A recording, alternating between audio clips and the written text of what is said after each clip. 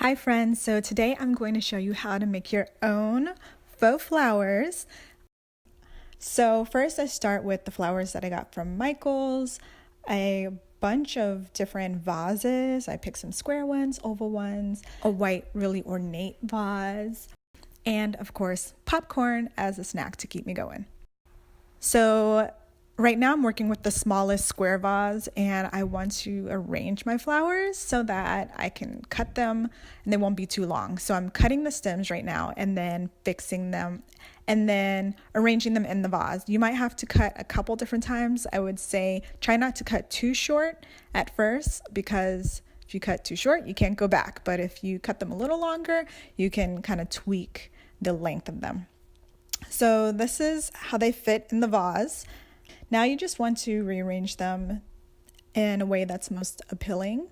I feel like a legit flower person. I don't even know what you call them.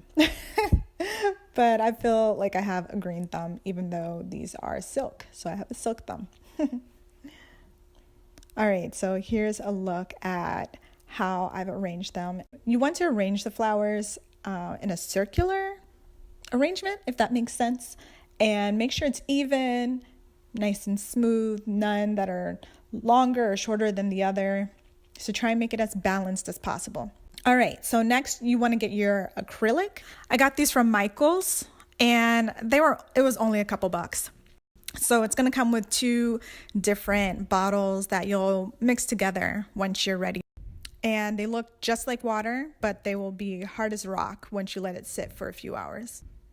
All right, so now I'm working on a larger arrangement, and this time I wanted to have a white arrangement, so I already made a pink one. This will probably go on my coffee table in my living room, and I want to show you guys the price of these. They're about $10, but if you log on to Michael's, they always have discounts, so definitely pull up some of those coupons that they have. Coupons. Because they always have sales going. But I actually learned this a little late. But now you guys know what I didn't know at the time. All right, so now, of course, I'm arranging, trying to get them to look as pretty as possible. I also grabbed a few baby's breath, which I think is a really beautiful touch. They're also cheaper than the roses, so it's a nice way to kind of fill in your bouquet. Here's one of my arrangements in my rectangular vase. I love these.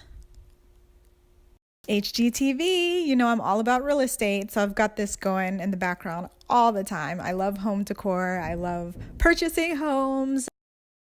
All right, so now I've actually poured in the acrylic, which I didn't feel like was necessary to show, but you want to make sure that you maintain the shape of your bouquet while you pour it in, and you will let it sit and curate. And I let it sit overnight, and in the morning, this is what they look like. They were beautiful.